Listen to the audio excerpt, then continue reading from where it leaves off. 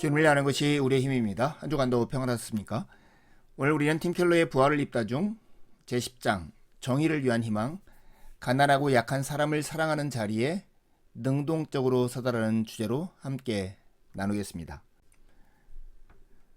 앞장에서 성경이 예수님의 부활과 새로운 창조 세계를 어떻게 인종, 계층과 부, 성 등의 사회 문제에 접목하는지를 보았습니다.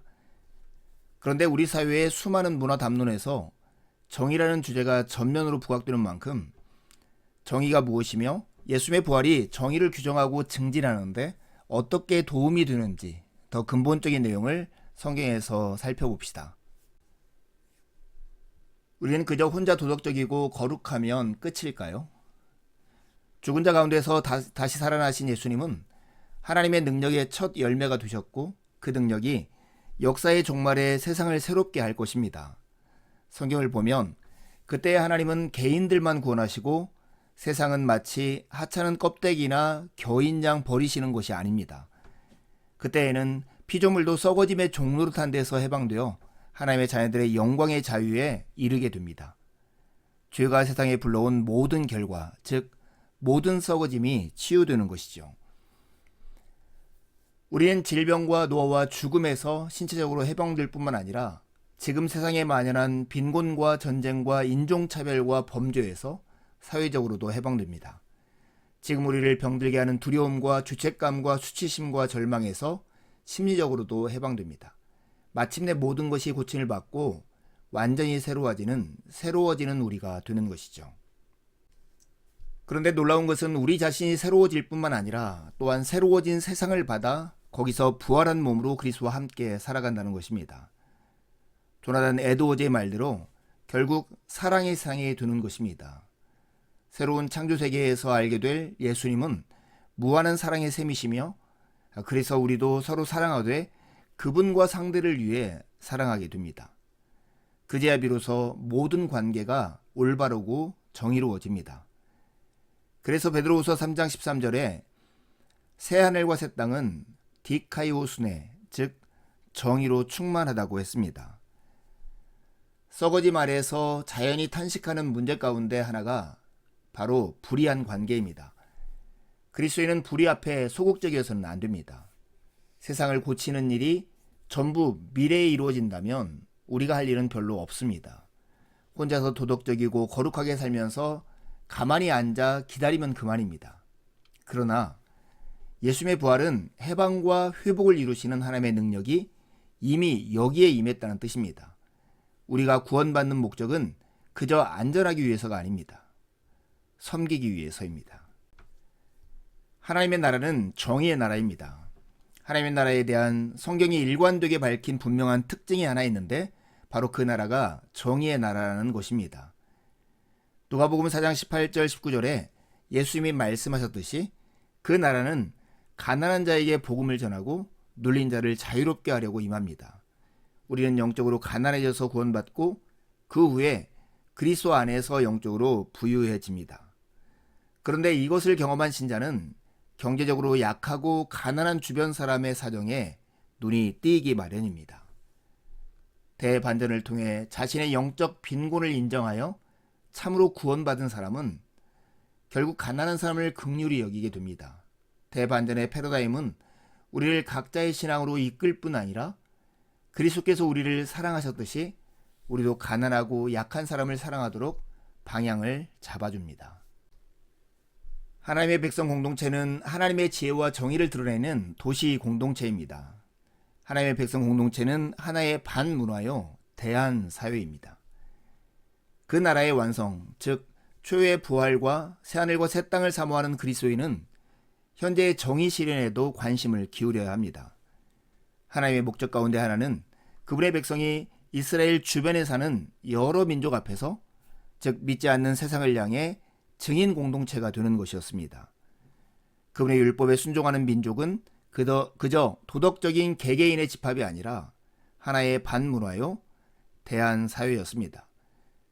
이스라엘의 율법을 지키면 다른 사회들도 스스로를 점검하도록 되어 있었습니다. 요컨대 율법을 제대로 지키고 수행하면 결국 전도하는 효과를 낳습니다. 특히 예루살렘은 열방의 하나님의 지혜와 정의를 드러내는 도시 공동체가 되어야 했습니다. 이것은 구약의 사상으로 그칠까요?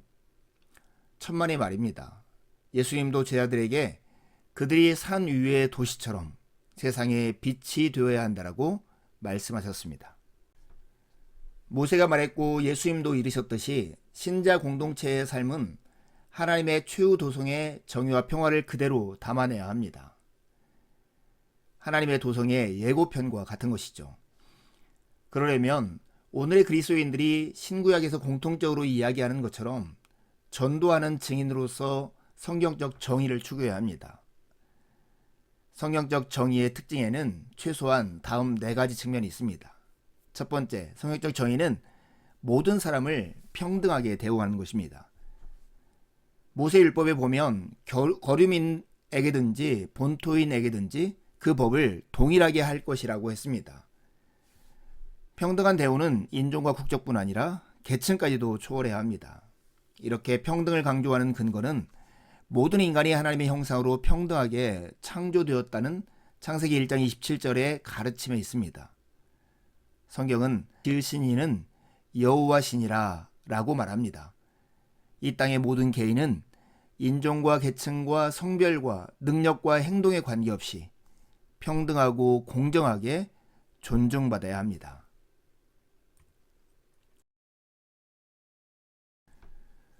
성경적 정의의 두 번째 특징은 아낌없이 베푸는 것입니다. 성경은 사유재산의 개념을 명확하고 단호하게 규정합니다. 제8계명에서는 모든 절도를 불의로 단죄합니다. 그런데 다른 한편으로 하나님은 그분의 백성에게 그분이 만물의 주인이시고 우리는 그분의 재산을 맡은 청지기임을 상기시키십니다. 우리의 재물은 결국 우리가 번 것이 아니요 선물로 받은 것입니다. 그래서 우리의 재산권은 절대적이지 않습니다. 하나님은 경제적 형편이 더 나은 사람들에게 명해서 사회의 빈민과 약자에게 자발적으로 나누게 하셨습니다. 예컨대 이삭줍기의 원리가 있었습니다. 아무도 자기 밭의 소산을 다 거두어서는 안 되었습니다. 가난한 자들이 줍도록 일부를 남겨야 했습니다. 다시 말해서 주인이 토지 소산에서 최대치의 이익을 짜내서는 안 된다는 것입니다. 또 안식년도 있었습니다. 7년 단위로 모든 빚을 탕감하고 면제해 주어야 했습니다. 큰 빚을 진 개인이나 집안은 계약제 종으로 일하여 빚을 갚아 나갔습니다. 그러다 안식년이 되면 모든 계약제 종은 해방되고 빚은 탕감을 받았습니다. 성경적 정의 그 세 번째 특징은 힘없는 사람을 옹호하는 것입니다. 성경에 부자와 힘 있는 사람을 대변하라는 말씀은 없습니다. 굳이 누가 그렇게 해줄 필요가 없기 때문입니다. 그러나 너는 말 못한 자와 모든 고독한 자의 송사를 위하여 입을 열지니라, 곤고한 자와 궁핍한 자를 신원할지니라 라는 말씀은 있습니다. 스가랴 7장 9절에 10절에는 이런 특별한 관심이 필요한 불유 넷을 열거했는데요. 바로 과부와 고아와 이민자와 빈민입니다. 신자는 각별한 관심을 품고 그들을 도와야 했습니다. 산상수훈에서 예수님은 제자들에게 빈민 구제를 명하시고서 이런 베품을 의, 디카이오순에 곧 정의라고 칭하셨습니다. 성경적 정의 마지막 네 번째 특징은 공동의 책임이자 개인의 책임이라는 것입니다. 정의란 인간에 대한 합당한 대우입니다. 압제받는 자들과 빈민에게도 하나님의 형상대로 지음받은 인간으로서의 권리가 있음을 인정해 준다는 뜻이죠. 그러나 정의에는 불의를 행한 가해자에게 행동의 책임을 묻는다는 의미도 있습니다. 그런데 불의란 어떻게 발생할까요? 성경에 따르면 불의는 직접적 이유, 즉 개인의 책임으로 발생하기도 하고 간접적 이유, 즉 공동의 구조적 책임으로 발생하기도 합니다. 공동의 책임과 구조적인 악도 엄연한 현실이지만 성경은 개인의 책임에 가장 큰 무게를 둡니다. 요컨대 불의의 책임에 대한 성경의 입장은 복합적입니다. 공동의 죄라 해서 개인의 도덕적 책임을 면할 수 없고 개인의 책임이라 해서 구조적인 악을 배제할 수도 없습니다. 성경이 가르치는 정의에 따르면 내 죄는 내 책임이며 그 밖에 나는 타인의 죄와 불의에도 연루되고 개입되어 책임이 있을 수 있다는 것입니다. 성경에는 이런 불의와 관련해서 풍부한 사회적 분석이 실려 있습니다.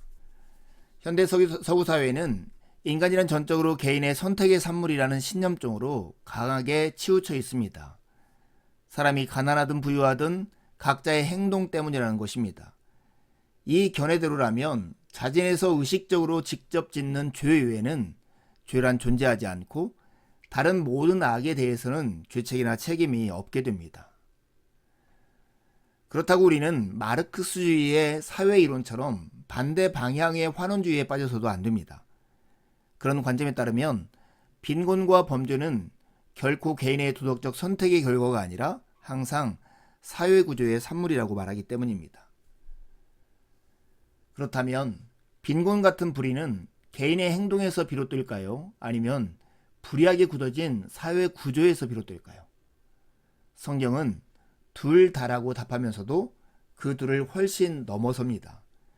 그 둘을 모두 인정하면서도 성경은 더 나아가 죄, 마음과 세상의 악에서 기인한 불의를 우리에게 말하고 있습니다. 신자는 어떻게 정의를 실천해야 할까요?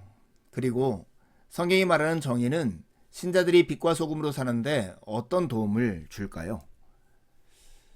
첫째로 그리스도인은 교착 상태를 낳고 온전한 변화를 막는 정치적 양극화와 혐오를 피하면서도 변화의 능동적 주역이 될 수 있습니다.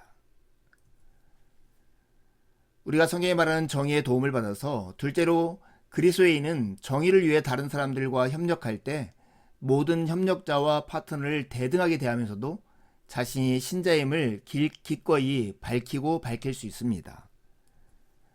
셋째로 이상의 모든 이유에서 우리는 그리스도인들에게 광범위한 국가적 담론에 뛰어들기보다는 지역에서 벌어지는 구체적 사안에서 정의를 위해서 일해야 한다는 것을 제안할 수 있습니다. 조금 이상하게 들릴지 모르지만 기독교는 싸우는 종교입니다. 예수님의 부활은 하나님이 세상을 전혀 포기하지 않으셨다는 뜻입니다. 그리스도께서 다시 살아나심으로써 실제 물리적인 삶이 얼마나 중요한지 확증되었습니다. C.S. 루이스의 말대로 하나님은 물질을 좋아해 물질을 고안하신 분입니다. 그뿐만 아니라 예수님의 부활은 고난의 의미를 부여하고 고난을 통해 장차 치유가 이루어진다는 희망을 줍니다.